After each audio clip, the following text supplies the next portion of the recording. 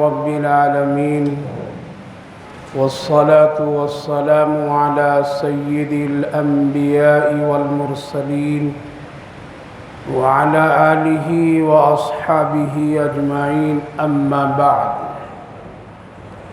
فأعوذ بالله من الشيطان الرجيم بسم الله الرحمن الرحيم قل يا عبادي الذين أسرفوا على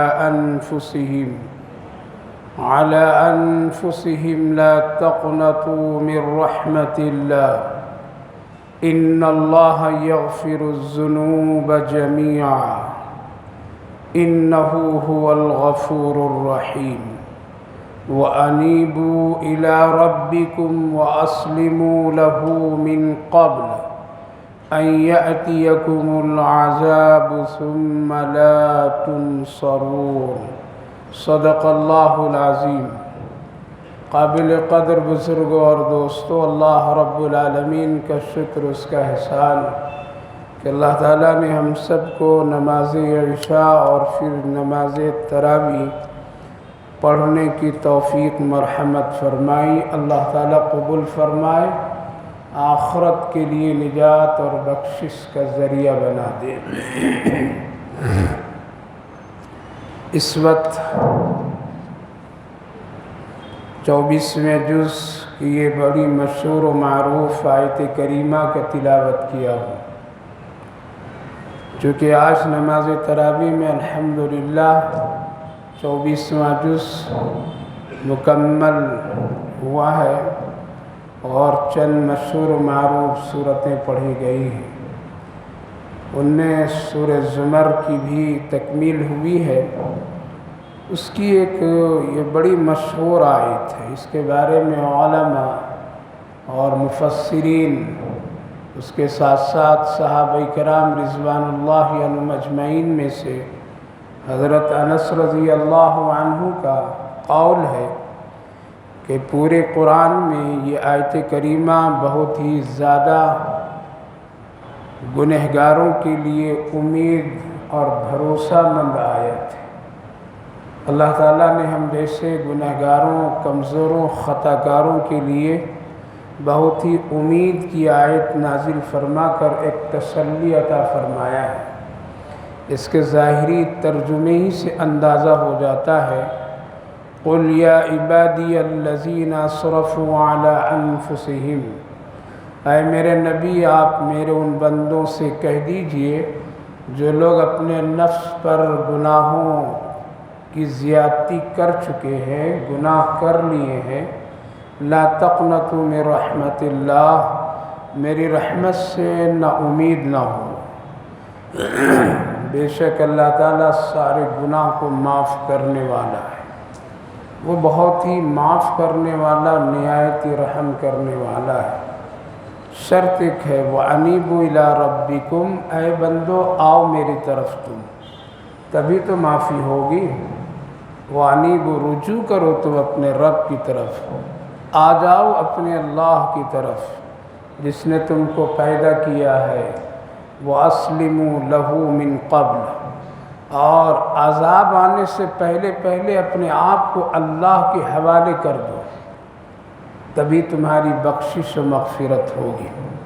اس آیت کریمہ کے سلسلے میں علماء مفسرین لکھتے ہیں کہ یہ اس وقت نازل ہوئی ہے جب بہت سارے صحابہ کرام میں سے ایسے لوگ تھے جو ایمان لانا چاہتے تھے، لیکن ایک ان کے دل میں ایک بات کھٹکتی تھی، ایک بات بار بار آتی تھی، اتنا بڑا میں گنہگار ہوں، اتنا بڑا میں مشرک پہلے رہا ہوں، بتوں کی پرستش کیا ہوں، بدکاری اور زناکاری بھی کیا ہوں، سینکڑوں قتل بھی کر کے ہوں، زندہ لڑکیوں کو دفن کر کے بھی ہوں، کیا صرف کلمہ پڑھ لینے سے اللہ معاف کر دے گا؟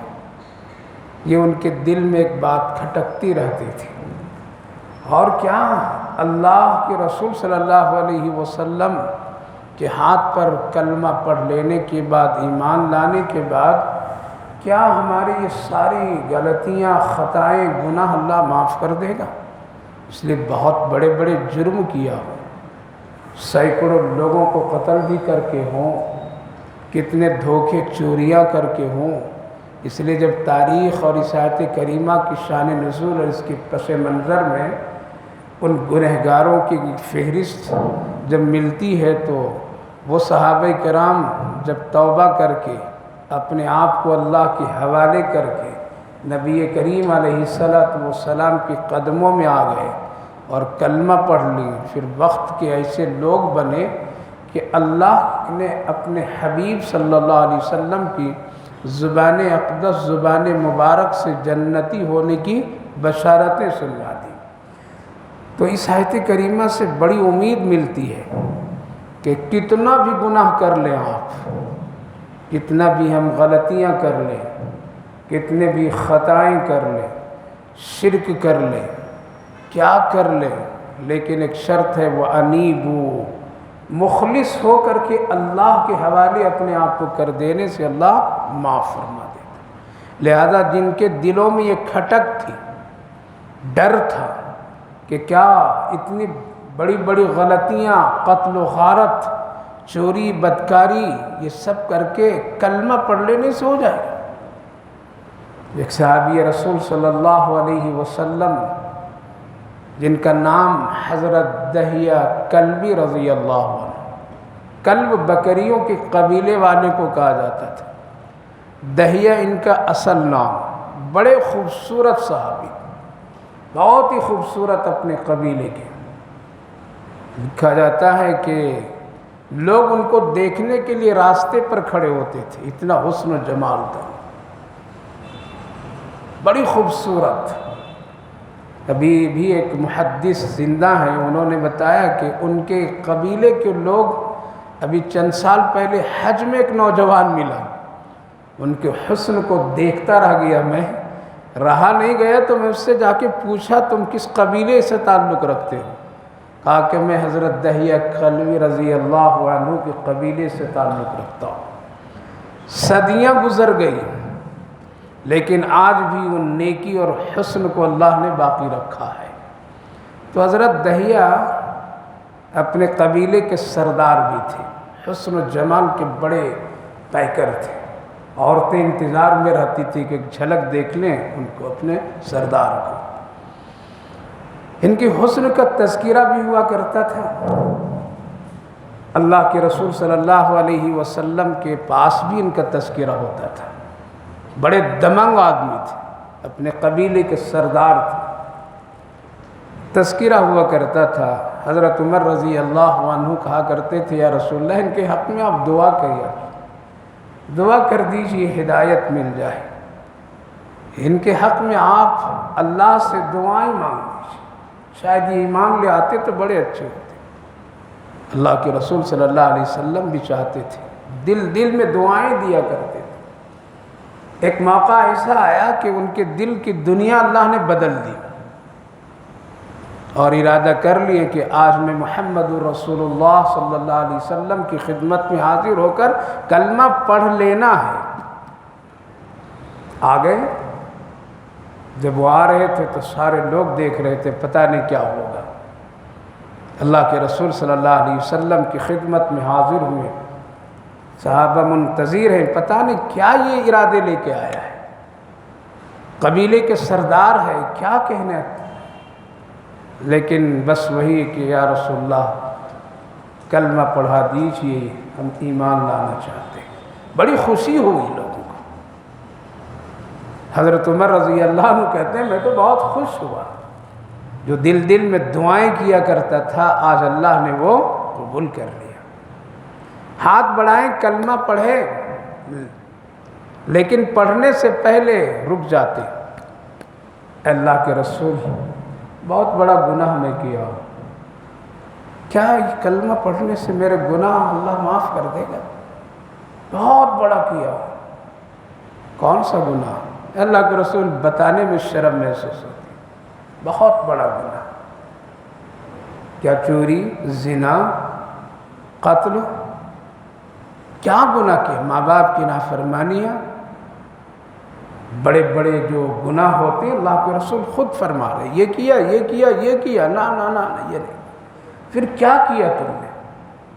کہا کہ اللہ کے رسول صلی اللہ علیہ وسلم میں اپنے قبیلے کے سردار ہوں، میں اپنے قبیلے کے سردار ہوں، میں اب تک کے 100 زندہ لڑکیوں کو دفن کیا ہوں، اللہ 100 زندہ لڑکیوں۔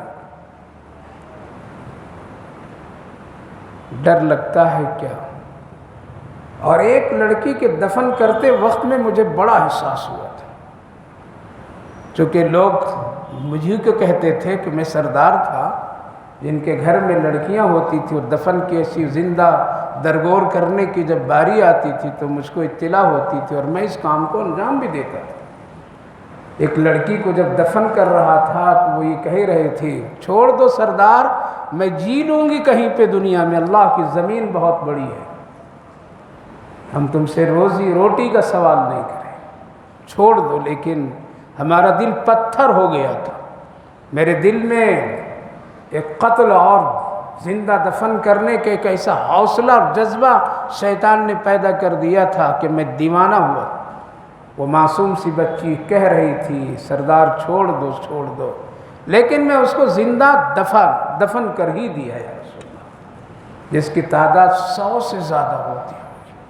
اے اللہ کے رسول، کیا اس کلمہ شہادت کی بنیاد پر اللہ میری ان خطاؤں کو اور ان جرموں کو اللہ معاف کر دے گا؟ تب تو مجھے کلمہ پڑھا دیجیے۔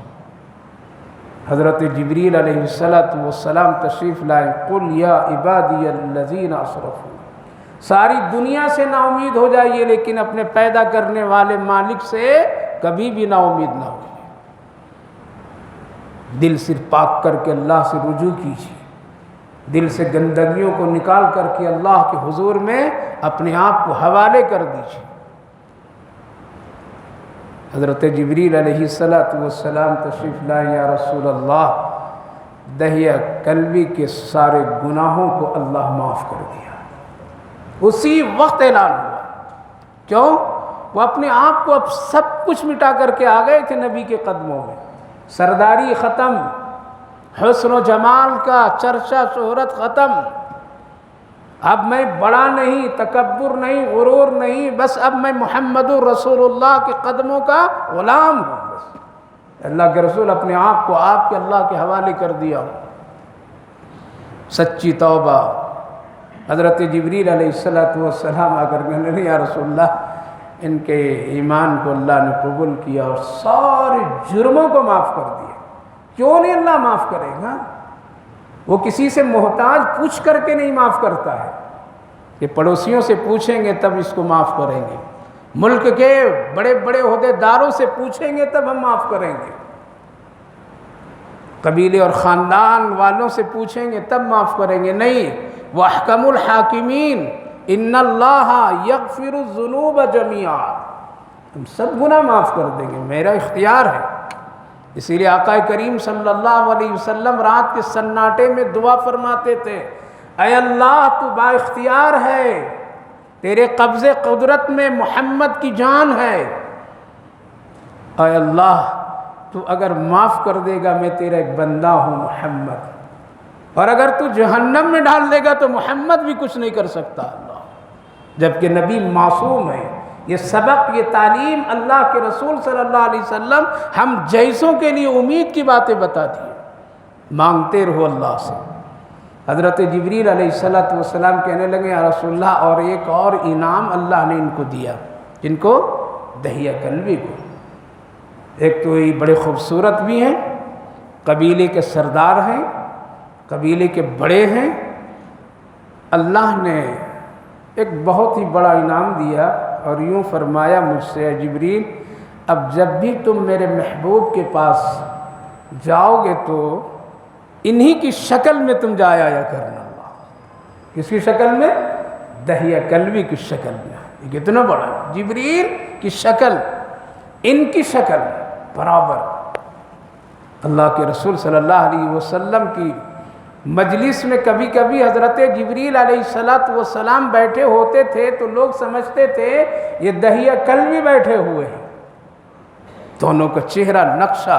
اسی لیے حدیث پاک میں ہے، جب کبھی مومن نیکی کرتے کرتے اس مقام و مرتبہ پر پہنچ جاتا ہے، لیکن ایک موقع ایسا آتا ہے کہ اب نیکی کرنے کا سارا سسٹم اس کا بند ہو جاتا ہے، تو اللہ ایک فرشتے کو اس کی شکل میں مقرر کر دیتا ہے کہ جو یہ بندہ صحت میں، جو یہ بندہ مالداری میں، جو یہ بندہ خوشحالی میں عبادت کرتا تھا، اب یہ بیمار ہو گیا نہیں کر سکتا ہے، اے فرشتے اس کی طرف سے تم کرو۔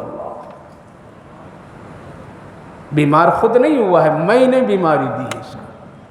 اس لیے صحت کے زمانے کی نیکیاں بیماری کے زمانے میں کام آتی ہیں۔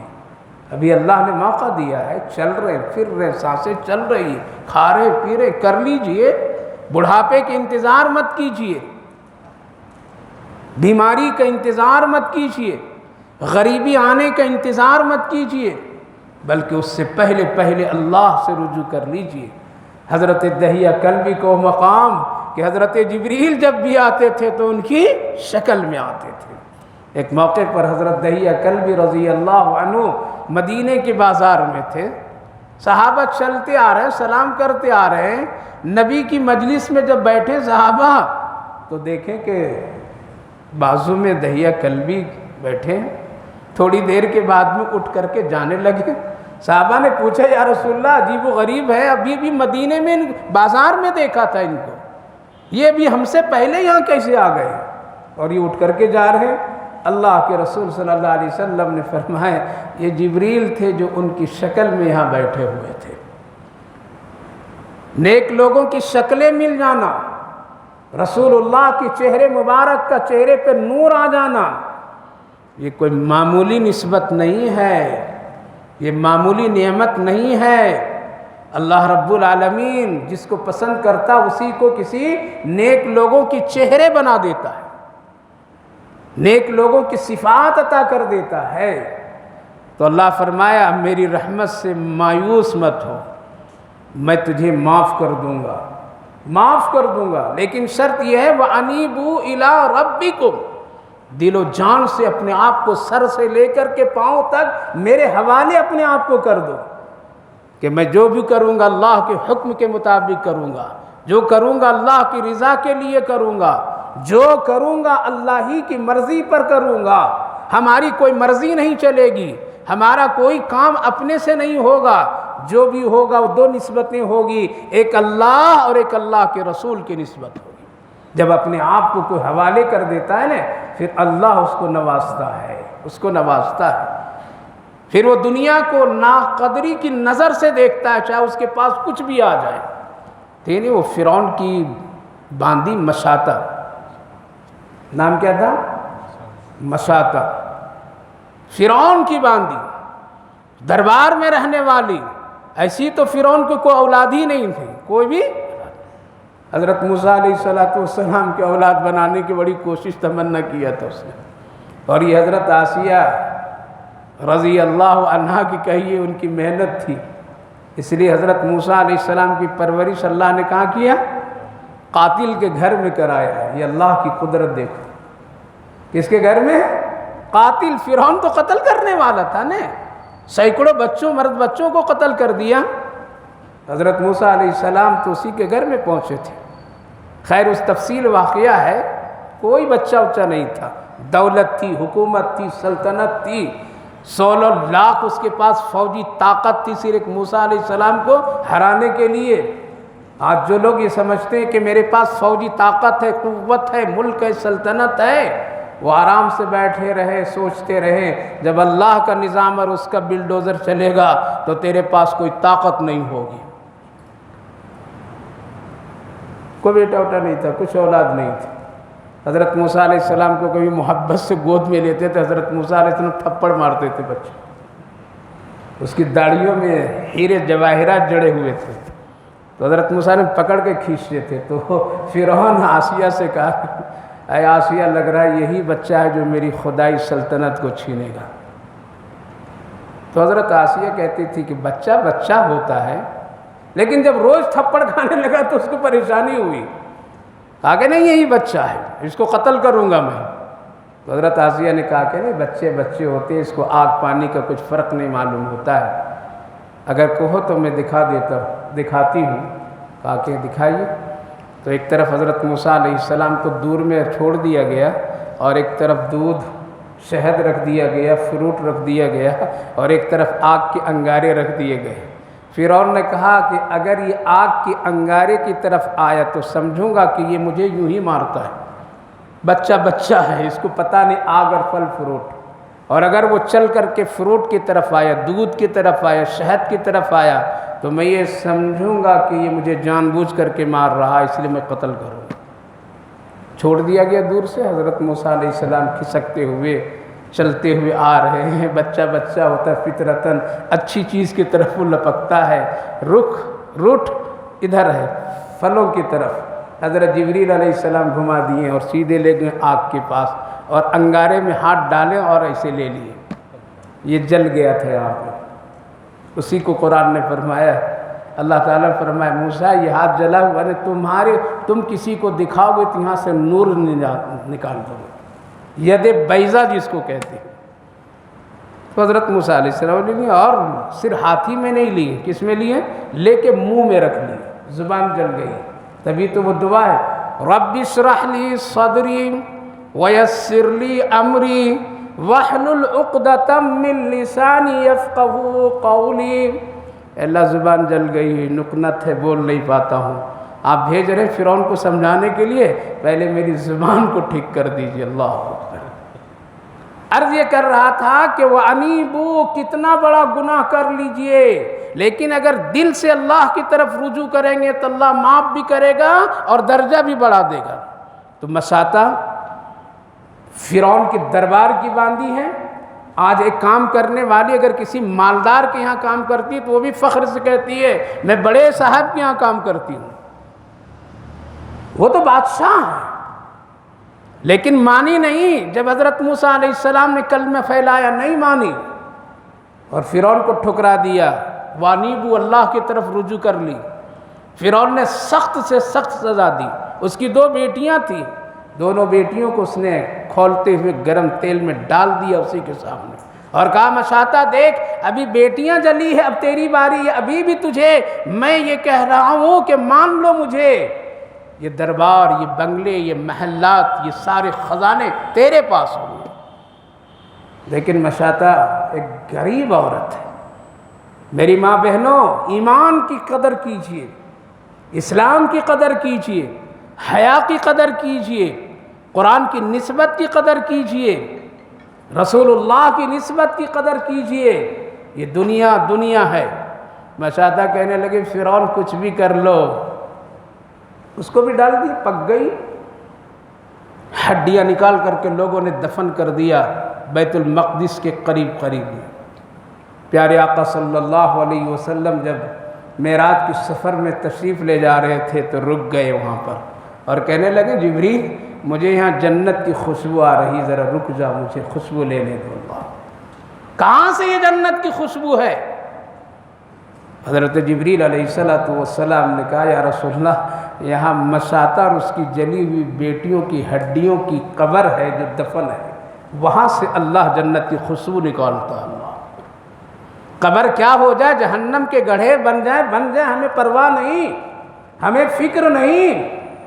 وانیبو اللہ، کتنا بڑا گناہ گار ہم لوگ ہیں، لیکن اللہ تسلی دے رہا ہے کہ آؤ آؤ آؤ، وانیبو، اپنے آپ کو میرے حوالے کرو، میری مرضی کے مطابق کھاؤ، میری مرضی کے مطابق تجارت کرو، میری مرضی کے مطابق کام، کپڑے پہنو، لباس پہنو، عبادت کرو، رشتہ داری کرو، شادی بیاہ نکاح کرو۔ یہ ہے اللہ کی طرف آنے کا۔ اللہ کی طرف آنے کا کبھی ہم لوگ مطلب یہ سمجھ لیتے ہیں کہ نہیں، کھانا چھوڑ دینا، تجارت چھوڑ دینا، دکانداری چھوڑ دینا، آ کر کے مسجد ہی میں بیٹھ جانا، یہ نہیں مطلب۔ یہ ہے بازار میں بھی رہو تو میرا خیال تیرے پاس رہے۔ وانیبو اللہ، تم میاں بیوی کے تعلقات میں بھی رہو تو وہاں بھی میرے خیال میں تم رہو۔ وانیبو اللہ، تم خوشیوں کے حالات میں بھی رہو تو وانیبو اللہ کہ میرا رب مجھے دیکھ رہا ہے۔ کھا رہے ہیں تو اللہ کے شکر ادا کرتے کھائیے۔ وانیبو اللہ، وانیبو اللہ، تو مطلب یہ کہ مکمل اپنے آپ کو دین کے حوالے کرنے کا نام وانیبو اللہ۔ تو اللہ فرمائے جب تم ایسا ہو جاؤ گے اور اس سوچ کر کے میرے پاس آؤ گے، اس نظریے سے جب تم توبہ کرو گے تو پھر دنیا زمین آسمان سب تیرے ہی لیے ہے۔ وَأَنِيبُوا إِلَى اللَّهِ، اللہ فرما رہے کون سا گناہ تم کر کے آؤ، ہم نے پہلوں کو بھی معاف کیا۔ صحابہ بڑے بڑے مجرم بن کر کے آئے تھے نبی کی خدمت میں، یا رسول اللہ مجھ سے یہ گناہ ہوا ہے، اللہ کے رسول مجھ سے چوریاں بھی ہوئی ہے، مجھ سے زنا بھی ہوئے ہیں، مجھ سے قتل بھی ہوئے ہیں، کیا آپ کی خدمت اور آپ کی صحبت میں اللہ مجھے معاف کر دے گا؟ اللہ نے فرمایا اولئک ھم المہتدون اولئک ھم المفلحون، ہاں یہ سب کے گناہ معاف کر کے ان سے بھی میں راضی ہو گیا، اب یہ مجھ سے راضی ہو گئے۔ آئیے تو جھکیے تو اللہ کے سامنے، گڑ گڑائیے تو اللہ کے سامنے، گناہ رکھ دیجیے اللہ کے سامنے اور اپنے آپ کو اللہ کے سپرد کر کے تو دیکھیے۔ وَأَنِيبُوا إِلَى اللَّهِ، اللہ بہت معاف کرنے والا ہے۔ اور جب تک کہ رجوع نہیں کریں گے، جب تک کہ اللہ کو اللہ سمجھ کر کے اپنے ندامت کے آنسو نہیں بہائیں گے، اس وقت تک کہ مشکل ہے معافی اور ہدایت۔ بہت بڑا بادشاہ تھا ایک حضرت ابراہیم ادہم ان کا نام تھا پہلے، بہت بڑا بادشاہ، بعد میں وہ اللہ والے بنے۔ کیسے بنے معلوم؟ شکار بادشاہوں کو پہلے کرنے کی بڑی عادت ہوتی تھی، وہ شکار میں چلے گئے، رات ہو گئی، دیر ہو گئی، تو جو ان کے خاص خادمہ تھی جو ان کے کمرے وغیرہ کے سونے بیٹھنے کے انتظامات کیا کرتی تھی، وہ خادمہ سب کچھ سیٹ کر کے انتظار میں ہے، کب آئیں گے آقا، کب آئیں گے مالک، کب آئیں گے؟ لیکن رات دیر ہو رہی تھی، بار بار وہ کمرے میں آ کے جھانک کر کے جا رہی تھی، ابھی نہیں آئے، ابھی نہیں آئے۔ دروازہ کھول کر کے اندر گئی، کہا کہ ابھی بادشاہ نہیں ہے، کتنا اچھا ان کا بستر ہے، کتنا نرم ہے ان کا بستر، کتنا آرام دہ ہے ان کا بستر، چھو چھا کر کے دیکھ رہی ہے، میرے بادشاہ اس پر سوتے، کتنی اچھی نیند لگتی ہوگی اس پر، کتنا سکون ملتا ہوگا، کبھی بیٹھی نہیں تھی تو بیٹھ گئی اس پر، کتنا اچھا بیٹھنے میں لگ رہا ہے، کیا سکون کا بستر ہے۔ کہتے کہتے ذرا دیکھیں، ذرا ابھی بادشاہ تو ہے ہی نہیں، ذرا سو کر کے دیکھیں کتنا اچھا لگتا۔ اب وہ خادمہ باندھی کیا ہوئی؟ سو گئی۔ کتنا سکون کے بستر پر میرا مالک، میرا آقا سویا کرتا ہے، یہ کتنا اچھا حجرہ کمرہ ہے، یہ سب اپنے دل میں کہہ رہی ہے۔ اللہ نے اس کو سلا دیا، نیند آ گئی، سو گئی۔ دیر رات میں حضرت ابراہیم ادہم پہنچے تو دیکھے میرے شاہی بستر پر میں محل کے کام کرنے والی خادمہ کھراٹے کی نیند سے سو رہی ہے، تو یہ تو بے حرمتی ہے نا، بے ادبی ہے نا۔ یہ سمجھ کر کے اس کو اٹھایا اور 2-3 تماچے لگائے ہیں، تجھے احساس نہیں میرے شاہی بستر پر تو کیسے ہمت کر کے آ گئی یہاں پر؟ تو 2-3 تماچے کھانے کے بعد میں وہ ہنسنے لگی، کیا ہو؟ تو بادشاہ کو اور غصہ آیا تو ایک اور تماشا، ایک تو غلطی بھی کی ہے اور پھر ہنس بھی رہی ہے، بادشاہ کے بے ادبی کی ہے اور اس کے ساتھ میں پھر یہ ہنسنا۔ 2-3 تھپڑ کھانے کے بعد میں پھر بھی ہنستی رہی، روئی نہیں۔ تو ابراہیم ادہم کہنے لگے کہ عجیب بات ہے، اس کو جتنی پٹائی کر رہی ہے، ہنس رہی ہے، رو رہی نہیں، معافی مانگ رہی ہے۔ کہنے لگے اچھا تو کیوں ہنس رہی ہے؟ دیکھو اللہ کب قسمت ہدایت کھول دے راستہ پتہ نہیں، کب اللہ راضی ہو جائے کب معلوم نہیں۔ کہنے لگے بادشاہ وقت میرے آقا اس لیے میں ہنس رہی ہوں کہ تھوڑی دیر کے لیے شاہی بستر پر میں سوئی اور اپنے مالک یعنی آپ کو میں نے گستاخی کر دی، آپ کی شان میں نے گستاخی کر دی، آپ کی شاہی بستر کی بے حرمتی کر دی، تھوڑی سی غلطی مجھ سے ہو گئی، وہ بھی میں کمزور، سونا نہیں چاہتی تھی، نیند لگ گئی، یہ تھوڑی سی غلطی پر میں دیکھ رہی ہوں کہ میرا مالک یعنی آپ اتنے 2-4-5 تھپڑ مجھے لگا دے رہے ہیں اور اپنی شان کے خلاف سمجھ رہے ہیں۔ ہنسی اس لیے آ رہی ہے کہ آپ اس محل اور اس بستر پر کتنا گناہ کرتے ہیں، آپ کا مالک کتنا تھپڑ آپ کو مارے گا، کل کتنا مارے گا، اس پر ہنسی مجھے آئی۔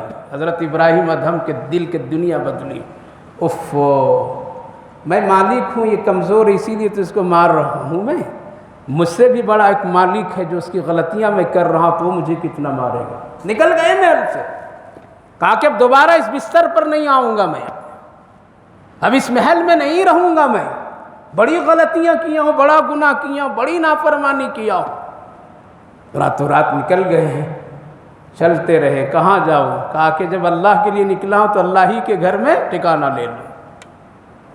گئے اور مسجد کے کونے میں اعتکاف کر لیے۔ اعتکاف سنیں کبھی؟ کس کو کہتے ہیں اعتکاف؟ افطار پارٹی کو ہے، افطار پارٹی کو؟ ارے بھائی کل سے اعتکاف شروع ہے، کیا ہے؟ اعتکاف کل سے شروع ہے، اس کو کہتے ہیں اعتکاف، یعنی اپنے آپ کو دنیا کی چیزوں سے ہٹ کٹ کر کے کیا اللہ کے دربار میں آ کے پڑ جانے کا نام کیا ہے؟ اعتکاف۔ کبھی بھی کر سکتے ہیں، سال زندگی میں کبھی بھی کام کر سکتے ہیں، لیکن رمضان المبارک میں پیارے آقا کی ایک سنت ہے، وہ یہ کرنا ہے۔ اگر پورے محلے میں کوئی نہیں کیا تو پورے محلے گنہگار ہوتے ہیں۔ ایک نمائندگی ہوتی ہے اعتکاف میں بیٹھنے والے، ہر خاندان والوں کی اللہ کے دربار میں آ کر کے نمائندگی کرتا ہے۔ تو اعتکاف کا مطلب یہ ہے کہ اپنے آپ کو دنیا کی چیزوں سے تھوڑی دین کے لیے، تھوڑے وقت کے لیے الگ تھلگ ہو کر کے اللہ کی دربار میں فقیر اور درویش کی شکل میں بن کر کے پڑ جانا۔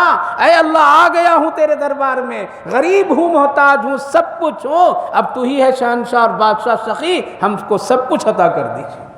جب ایک بندے خدا اللہ کے دربار میں آتا ہے، رٹ روز لگاتا ہے، کتنے دن لگائے گا؟ مثلا کوئی آدمی 10 دن کے اعتکاف بیٹھے گا تو 10 دن ہی رٹ لگائے گا، تو اللہ کیا کرے گا؟ ضرور اس کی طرف توجہ دے گا۔ جیسے ایک دنیا میں کوئی ہمارا بڑا آدمی ہے، اس کو ناراض کر دیے اور اس سے مجھے کچھ لینا تھا، اب روز جا رہے ہیں اس کے دروازے پر، کھٹکھٹاتے ہیں روز، لیکن وہ ڈانٹتا ہے، بھگا دیتا ہے۔ 1 دن بھگائے، 2 دن بھگائے، 3 دن بھگائے، لیکن روز آدمی جا رہا ہے، تو گھر کے عورتیں ہو، گھر کے بچے ہو، دوسرے ہو، یہی نہیں کہے گا ارے ابا بیچارہ روز آ رہا ہے، کیا کر رہا ہے؟ روز آ رہا ہے، کیوں اتنی سختی کر رہے ہیں؟ دے دیجئے اس کو، کچھ دے کے اس کو رخصت کر دیجئے، روز آپ کے دربار میں آ رہا ہے، روز دروازہ کھٹکھٹا رہا ہے، کیوں اتنا آپ سخت ہو گئے ہیں؟ تو باپ کے دل نرم ہوتا ہے، چلو بیوی بھی کر رہی، بچے بھی کر رہے ہیں، اچھا آ جائے گا تو اس کو کچھ نہ کچھ دے کے رخصت کر دوں گا۔ بس یہی سسٹم، یہی حال جب ایک گنہگار اللہ کے حوالے اپنے آپ کو کر دیتا ہے، ساری چیزوں سے کٹ پھٹ کر کے، اور رٹ لگاتا اللہ معاف کر دے، معاف کر دے، معاف کر دے، عطا کر دے، عطا کر دے، مجھے بھی فلاں فلاں، اللہ ذرا دھیان نہیں دیتا، بہت بڑا مجرم ہے یہ، بہت بڑا گناہ کیا ہے، سالوں بھر یہ مجھ سے منہ چرا کر کے بھاگا ہے، تو فرشتے کہتے ہیں اللہ روز رٹ رہا ہے نا، اللہ روز یہ مانگ رہا ہے نا، آپ کے دربار پر آ گیا ہے نا۔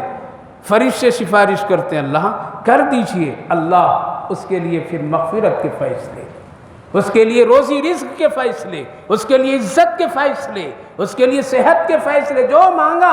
اچھا فرشتے تو کہہ رہا ہے جاؤ میں نے سب کچھ اس کو عطا کر دی، یہ ہے اعتکاف۔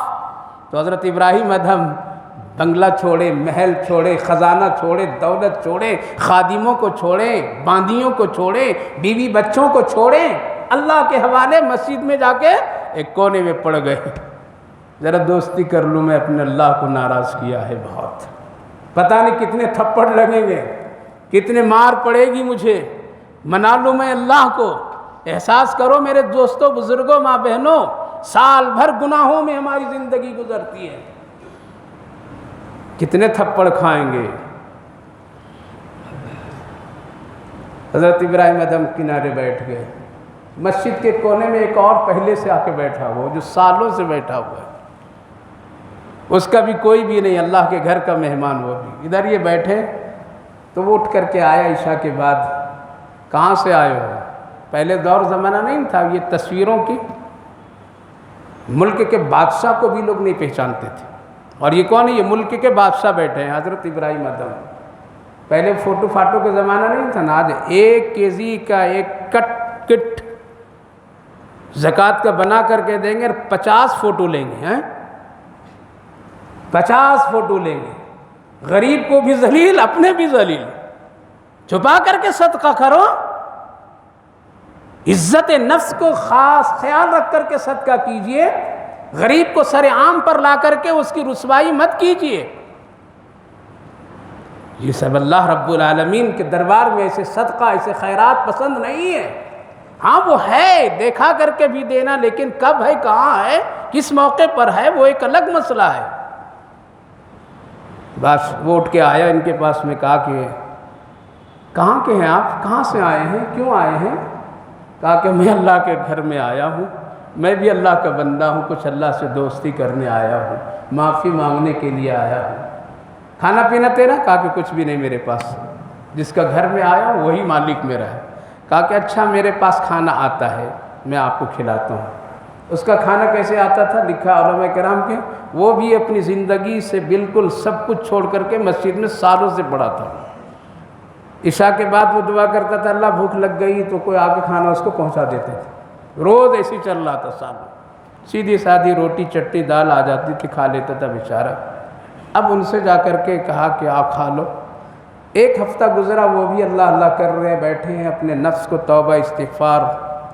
تو ایک دن کہا کہ ارے بھائی تو بھی ایک ہفتے سے یہاں بیٹھا ہے، جب ہم کو بھوک لگتی ہے تو میں اللہ سے کہتا ہوں اللہ روٹی بھیج دے تو بھیجوا دیتا ہے، ذرا تو آج بول لے ذرا سا اللہ سے کہ اللہ ہم کو بھوک لگی، روٹی ذرا کھانا بھیج دے، تو بھی تو بیٹھا ہے اللہ اللہ۔ کہا کہ ٹھیک ہے آج بولوں گا میں بھی شاید۔ کتنا سادگی ہے، کتنی سادگی ہے، کچھ پہچان نہیں۔ سادگی زندگی اختیار کیجئے، یہ آقا کریم کی سنت ہے۔ سادگی زندگی اختیار کیجئے، پہلے خلیفہ امیر المومنین صدیق اکبر کی زندگی۔ سادگی کے مطلب یہ نہیں کہ پھٹا پرانا کپڑا پہنتے پھرو، دولت ہے تو اچھے کپڑے پہنیے، اچھا کھانا کھائیے، شکر ادا کیجیے، بیوی بچوں میں دینداری رکھیے، فضول خرچیاں نہیں کیجیے، عیاشی نہیں کیجیے، بدماشیاں نہیں کیجیے، اچھے رہیے، یہ ہے صحیح۔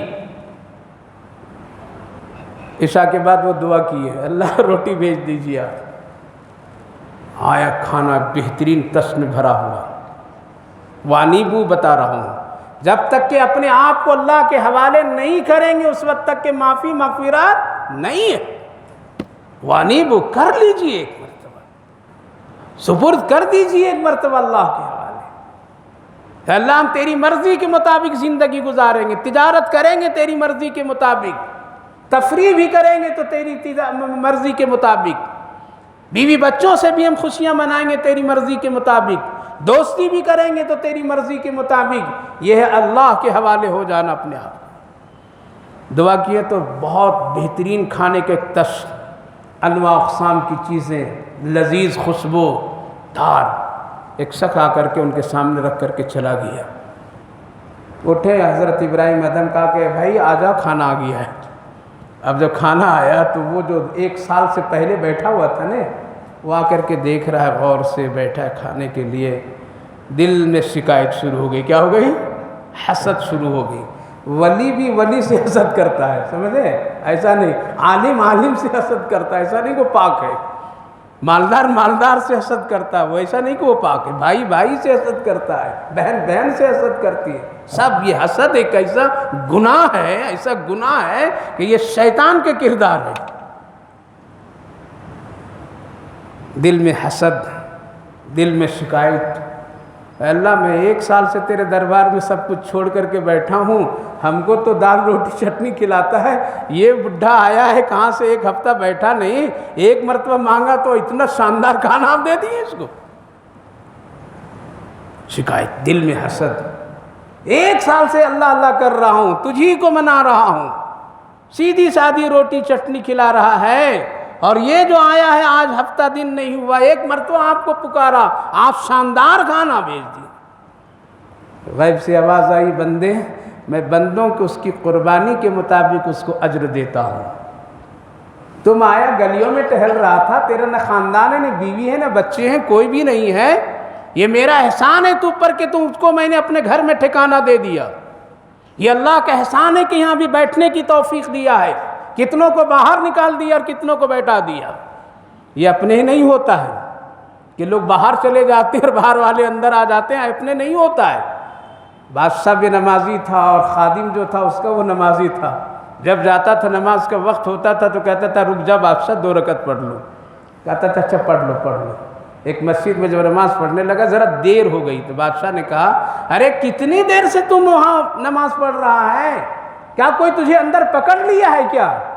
تو غلام بھی بڑی آہستہ سے کہا، خادم نے کہا کہ ہاں آقا، جو آپ کو اندر نہیں آنے دے رہا ہے وہ مجھے اندر سے باہر نہیں جانے دے رہا ہے۔ کہا کہ کون ہے؟ میں بھی آتا ہوں۔ اللہ، ہدایت ملی۔ اللہ کب کس حال میں ہو، اس لیے اللہ سے کبھی بدظن نہیں۔ اندر آیا، رکو مجھے بھی آنے دو اندر۔ وہ کون ہے؟ وہ اللہ کی ذات ہے۔ اس لیے یوں ہی نہیں بیٹھ گئے آپ، ہمارے چہرے دیکھ کر کے نہیں بیٹھے، بلکہ اللہ آپ کو بیٹھایا، آپ کے دل میں ڈالا محبت۔ کتنوں کو نکال دیا، کتنوں کو اندر سے باہر کر دیا۔ کتنے لوگ دوسری مسجدوں میں تراویح پڑھتے ہیں اور یہاں بیان سننے کے لیے آتے ہیں، قرآن سمجھنے کے لیے آتے ہیں۔ یہ کیا؟ یہ اللہ کا غیبی نظام ہے۔ تو اللہ نے فرمایا، غیبی آواز ایک آئی، ارے بندے تو میری شکایت کر رہا ہے، میرے بندے سے حسد کر رہا ہے، تم دیکھ تو کتنی قربانیاں دی ہے، تو سڑک کا بھکاری تھا، تیرے نہ بیوی ہے، نہ بچے ہیں، نہ گھر ہے، نہ محل ہے، کچھ بھی نہیں ہے، تو سڑک میں چل رہا تھا، میں نے تجھے ہدایت دے دی کہ اپنے گھر میں ٹھکانہ دیا، روز مانگتا ہے تو روز کھلاتا ہوں میں تجھے، تیری قربانیاں کم ہے۔ اس کو دیکھ، یہ کون ہے؟ یہ محل کو چھوڑا، یہ بیوی بچوں کو چھوڑا، خادم خادماؤں کو چھوڑا، خزانے کو چھوڑا، نرم گرم بستروں کو چھوڑ کر کے، ملک و سلطنت کی عزتیں، بادشاہت سب ترک کر کے میرے پاس آیا ہے۔ اس کی قربانی زیادہ ہے، اس لیے اس کی دعا کا بھی اثر زیادہ ہے۔ کچھ قربانیاں نہیں دیں گے، کہیں گے اللہ اس ظالم حکومت کو مٹا دے تو ہو جائے گا۔ پہلے قربانیاں دیجیے، پہلے اپنے آپ کو اللہ کے حوالے کیجیے، پھر اللہ سے مانگیے۔ تو ایسے کتنے ظالم فرعونوں کو اللہ نے تہو بالا کر کے رکھ دیا ہے۔ اس لیے میرے بھائیو، بزرگوں، ماں بہنوں، رجوع کر لو اللہ سے، اپنے آپ کو اللہ کے حوالے کر دیجیے۔ پورا رمضان نہیں کیے تو 10 دن اب کر دو، 10 دن کر دو۔ گھر کا ایک فرد ضرور اعتکاف میں بیٹھے۔ کیا کریں؟ اعتکاف میں بیٹھے، محلوں میں سے کوئی بیٹھے، اس کا ایک نظام ہونا چاہیے، اس کی ایک ترتیب ہونی چاہیے، اس کا سارا سسٹم ہونا چاہیے۔ اور گھر میں ماں بہنیں بھی بیٹھیں۔ کیا کریں؟ اگر 4-5 گھر میں عورتیں ہیں، ایک کو تیار کرو، جو بڑے بزرگ ان کو بیٹھاؤ، ان کی خدمت کرے بہو، ان کی خدمت کرے بیٹیاں، ان کی خدمت کرے دوسری عورتیں، اس میں بھی ثواب ملے گا۔ ایک تو بیٹھو گھر میں اور اللہ سے روز رو لگاؤ، اپنے شوہر کے لیے، اپنے والدین کے لیے، اپنے بھائیوں کے لیے، اپنے رشتہ داروں کے لیے۔ ذرا آنچل تو ترک کر لو ایک ہفتے، الحمدللہ، پھر دیکھنا اللہ کی شان اور اس کی قدرت کا ایک عالم ہوگا۔